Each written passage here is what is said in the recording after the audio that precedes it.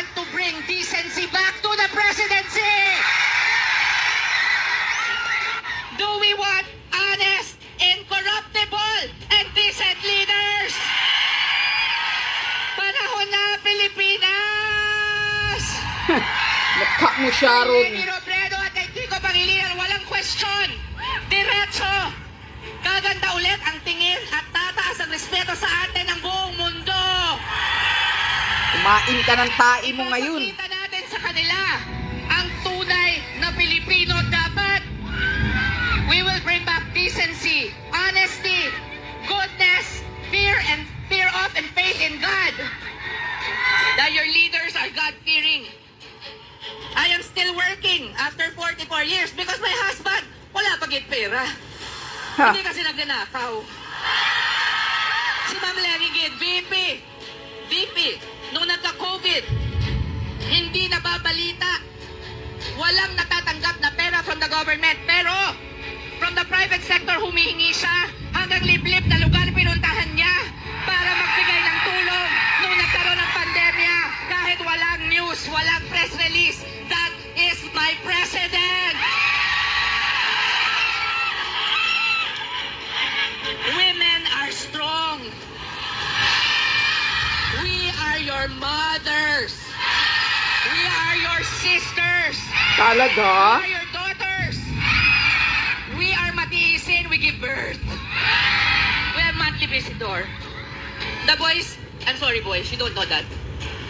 But I'll tell you, if we women are strong, my president, our president, Lenny Robredo, is the strongest I know! Oh, yan. Magkayakap na kayong dalawa, no? Oh. Lani!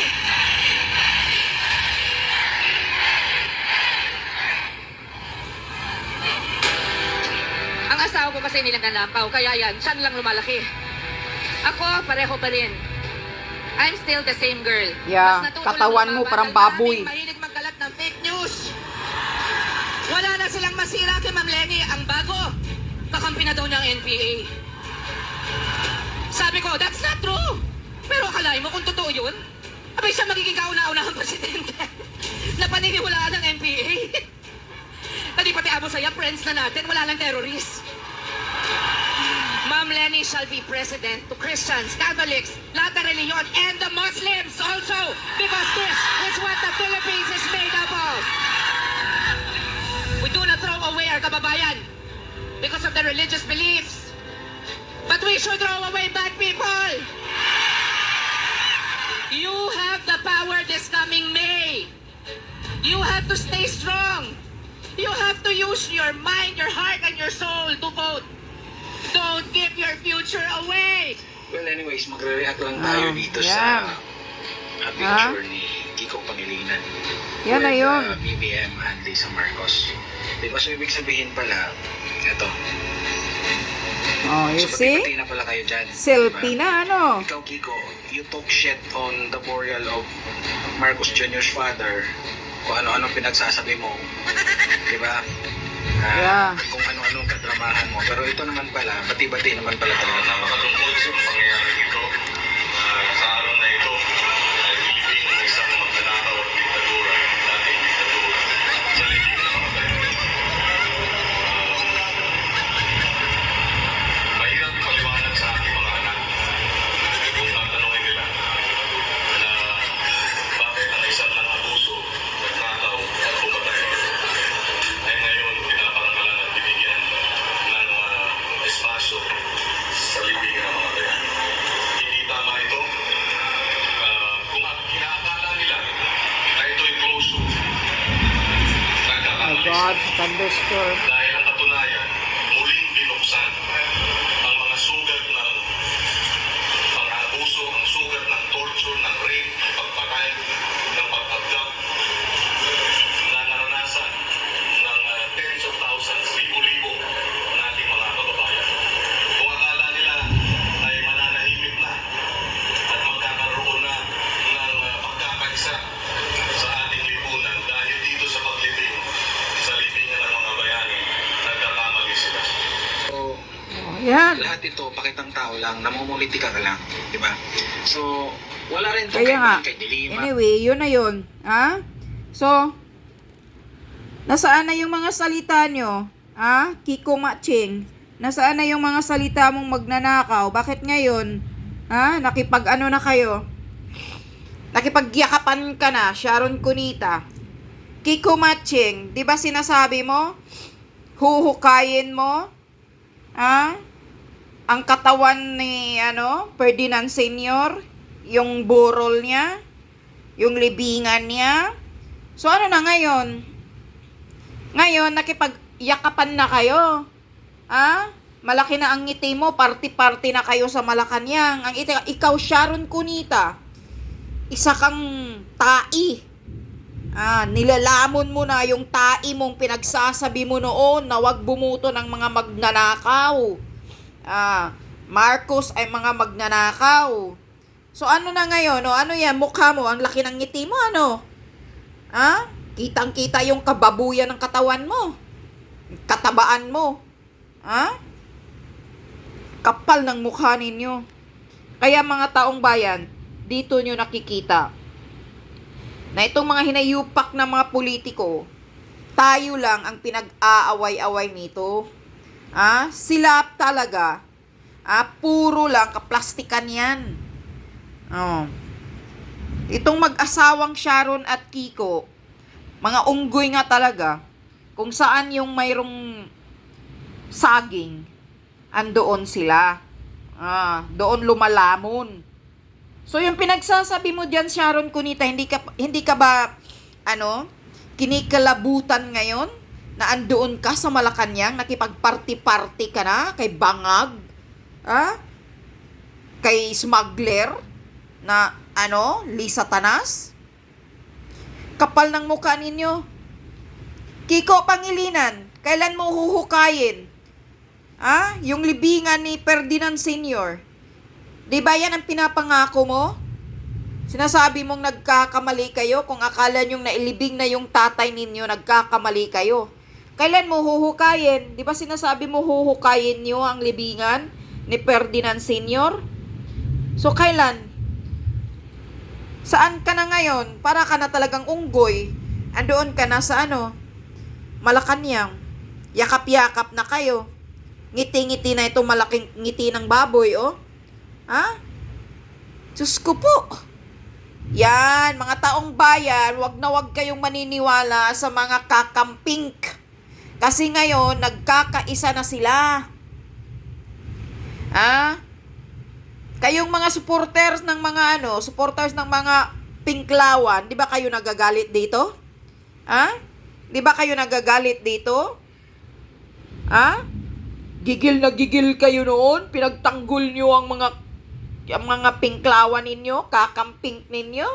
Tapos ngayon, isa ito dito, nakipagyakapan, nakipagbisubisuhan sa Malacanang, lumalamon sa pira ng taong bayan. Pira ng mga taxpayers. Di ba dati ang yabang-yabang mo, Sharon Cunita? May Rolex ako. Ilang Rolex yung pinapakita mo? Ba't mo pinapakita yung mga Rolex mo? Anong ibig sabihin? Mayaman ka? Hindi ka magnanakaw. Pero ano ngayon? Nakipag-selfie ka na sa isang magnanakaw na pamilya. Linalamon mo na, nilunok mo na yung suka mo. Mga walang iya kayo, kakapal ng mga mukha ninyo. Sinasabi mo pa, wag kayong bumuto sa mga magnanakaw.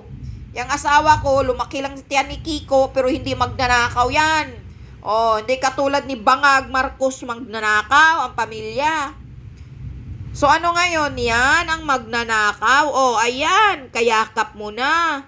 Pa-selfie na kayong 3, kayong 4. Pati yung asawa mong unggoy, Kiko Matching. Yan, kakahiya talaga, Wala talaga yan. Diyan mo makikita, mga taong bayan, na wala talagang mga panindigan itong mga klaseng mga tao dito. Kaya kayo mga hanga-hanga dyan, na parang mga baliw, na hanga-hanga sa mga artista, putang ina, mga artista, ginagago nyo lang mga sarili ninyo na puro taraw kayo nag-a-idolize ng mga artista. For what? Nag-a-idolize kayo ng artista, hindi naman kayo pinapakain yan. Hindi naman kayo tinutulungan yan. Mag-update pa kayo sa politiko, sa politika, dahil dyan yung pira na binabayad natin ng mga tax natin, sa lahat ng pinamimili natin, andoon na punta sa mga politiko. Oh. Yan ang anuhan ninyo, pagtuunan nyo ng pansin, hindi yung mga artista na parang mga unggoy, na kung saan mayroong saging, andoon sila. Yun, mga walang prinsipyo, walang panindigan. Diyos ko po, ikaw Sharon, di ka ba nahiya? O ano na ngayon? Nakakahiya mga pagmumukha ninyo. Ha? Talagang nilulunok mo na yung suka mo, Sharon Cogita. Sharon Cogita ka. Hindi naman talaga kita fans. Wala naman talaga akong sa mga artista. Diyos ko po. Artista. Wala naman talaga akong mga idol na mga artista. Parehas-parehas lang mga yan. Pira-pira lang yan. Kapal ng mukha mo, Sharon. So ano ngayon? Di kayo nahiya? Lumalamon kayo sa Malacanang ng pira ng mga taxpayer. Ikaw bangag. Ha? Wala kayong katapusan sa paglustay ng pera ng bayan. Putang ina ninyo. Wala kayong katapusan sa paglulustay ng pera. Party-party lagi ang inaano nyo dyan sa Malacanang. Whereas yung mga tao naghihirap, putang ina ka, kayo party-party sa Malacanang. At itong mga mainstream media, tahimik itong mga putang inang mainstream media, ang mga bayaran.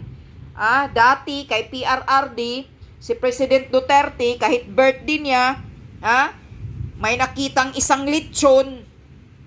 Grabe na ang balita.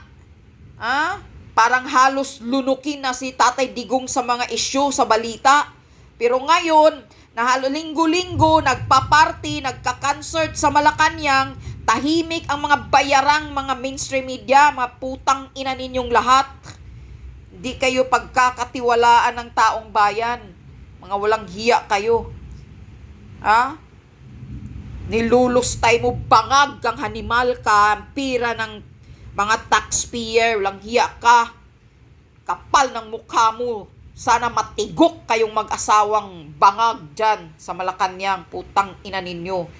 Nakapanggigil na talaga itong ginagawa ninyo ngayon sa Pilipinas. Walang sawa kayong nilulustay nyo ang pera ng mga taxpayer, putang ina ninyo. Ang daming naghihirap. Mga walang hiya kayo.